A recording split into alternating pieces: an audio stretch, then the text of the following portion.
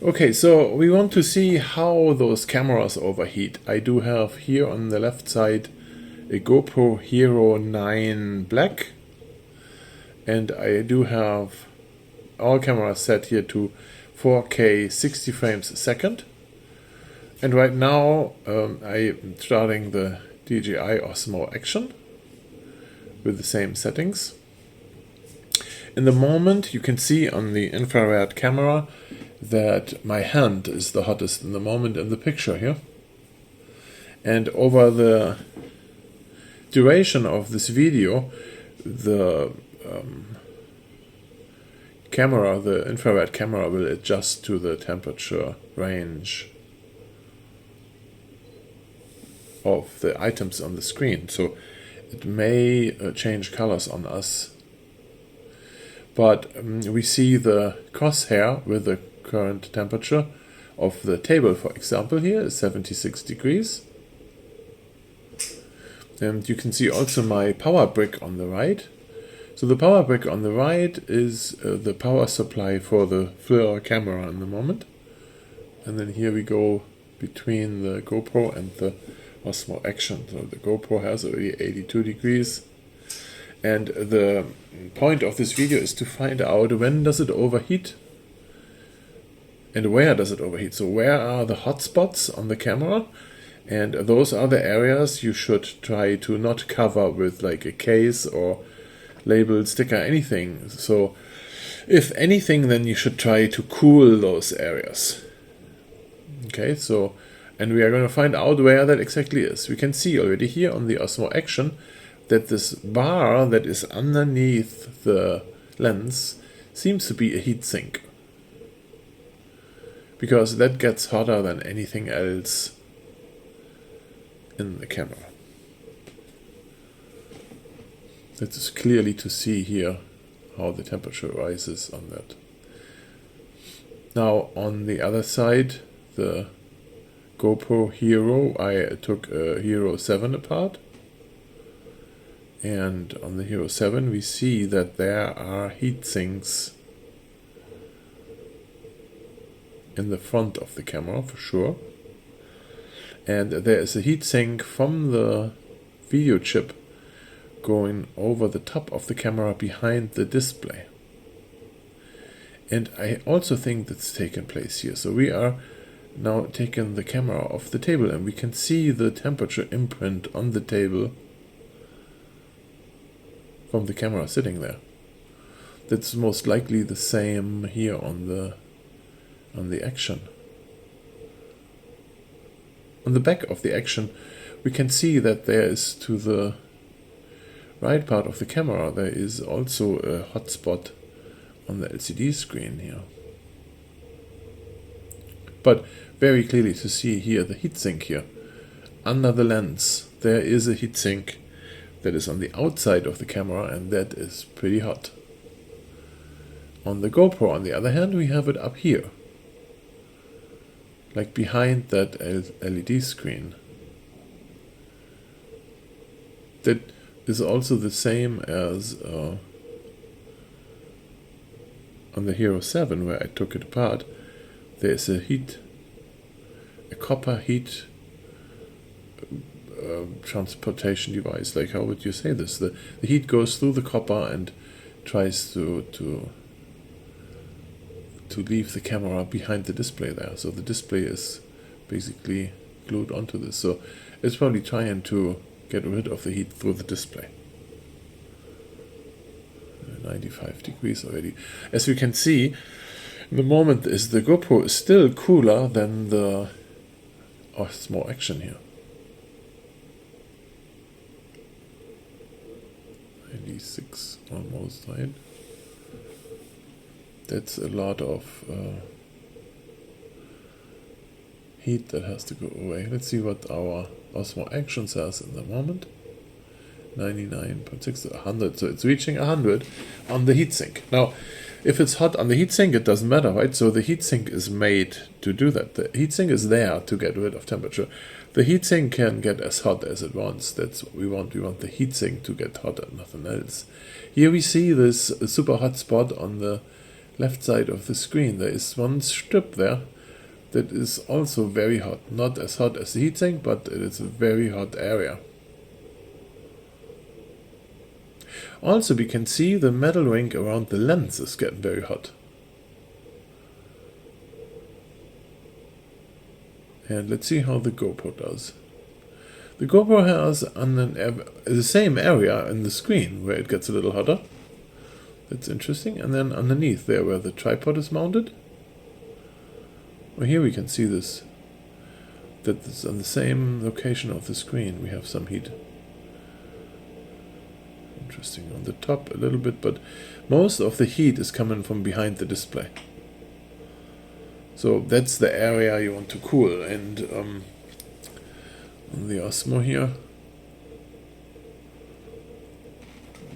yeah, same location on the touch screen there, and on the heatsink up front, and this ring around the lens.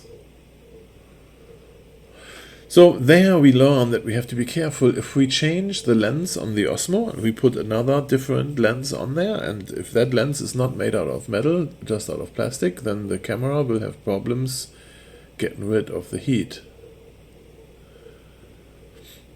So here we have 101 degree on the bottom of the front LCD screen on the GoPro. And this is only 6 minutes in. So I am thinking I should fast forward this up to a point. Otherwise we will sit here for a long time, I have the feeling. I don't know which camera is shutting down first, but the majority of our observations is just the locations where those heat sinks are on those cameras, so that we have a better picture of what gets too hot or not. Yeah, let me see if we can fast forward. Fast forward. Good. Now let's do a quick check. We have 109 degrees on that one. 92 is my skin, 93 right now. And 110 on the Osmo Action. 110 at the heatsink. Now it's gonna get interesting here. The back of the screen gets hot, hotter. 100 at that area of the screen. That's where we were expecting another heatsink there. That's my skin again here. There, 112. 112, right? All this energy is created by the small lithium battery in here. That's the amazing part of it. Yeah, so that's how that looks like now here, the Osmo Action, right? It's pretty hot. Hot to the touch. And that, I'm trying to check out what the maximum spot is here.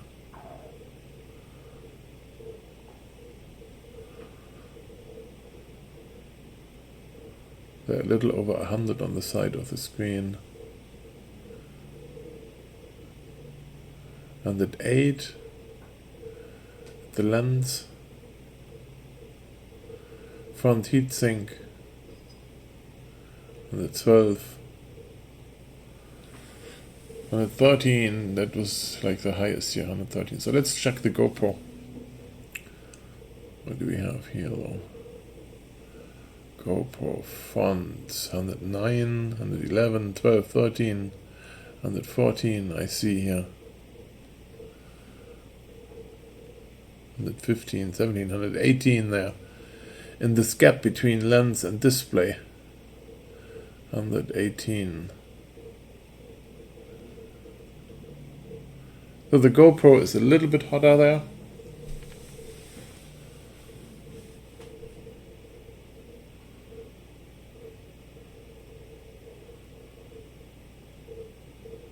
And the 12 and the 13. But clearly the front between lens and display, that's where it's the hottest. That's where we're talking about cooling it down if we have to. whereas the Osmo Action has it on the front below this, the lens, the spot where we cool it.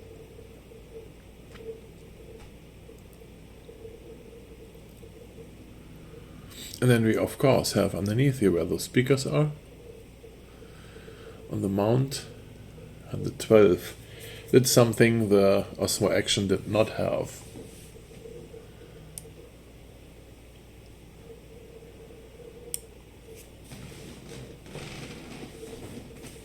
And the 13. Yeah, it's rather cooler. The 14. It's getting there, 114. Did I see 120? Yep, there. 120, 121. It's getting hot. 122 is the highest we see here. That's the record on this one.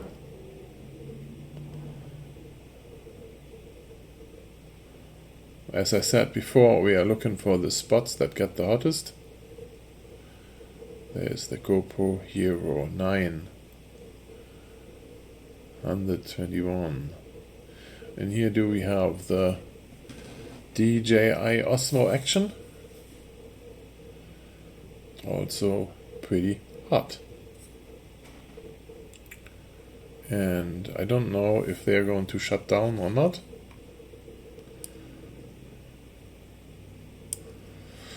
It is maybe interesting to look or see what happens when we turn them off, when they cool down. How hot did the batteries get in both cases? Since batteries are sensitive to heat, we don't want to overheat them because they can catch on fire. And I haven't heard of a GoPro or Osmo Action catching on fire. That did not happen so far. Let's turn those cameras off. Or at least I don't know about this.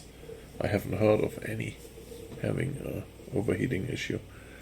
And but it is not good for the batteries to be super hot. So let's turn those cameras off and get the batteries out, and then we're gonna do a quick check in how hot the batteries got.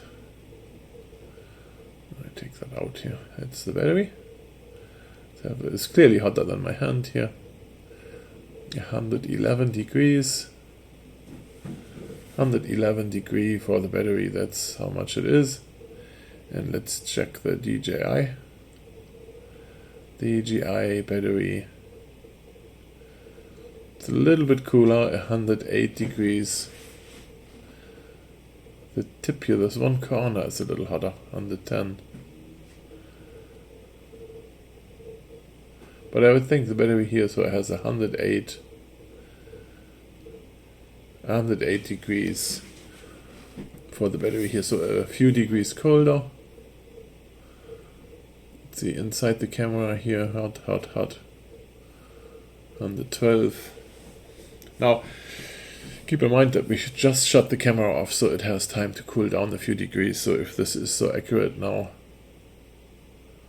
I'm not sure about this, but here the GoPro is still hot inside. Now you see those blue areas there in the right corner of the battery case. So that's not a real measurement, that is a reflection. There is like a chrome piece in there that acts like a mirror. So we are looking back at the FLIR camera, and that is cold. So